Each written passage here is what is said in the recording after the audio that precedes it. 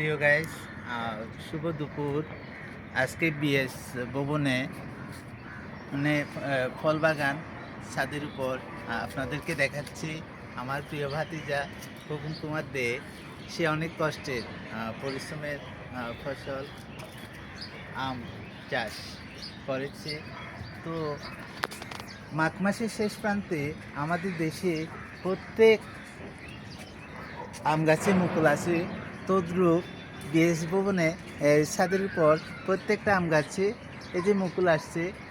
দেখেন গাছগুলো কিন্তু ছোট ছোট, আর বাহির থেকে এগুলো আনা হয়েছে। তো আমি মনে করি যে আপনাদের যাদের ছাদ আছে সবাই ফল চাষ করবেন, আম গাছ হোক যে কোনো ফল হোক। তো আমাদের দেশে যে ফলের চাহিদা আছে সবগুলো মিটবে এবং প্রচুর পরিমাণ দেশের চাহিদা পূরণ হবে। তো এই বলে আপনাদেরকে আজকে এখানে শেষ করলাম। পরবর্তীতে যখন ফল ধরবে আবার দেখাবো।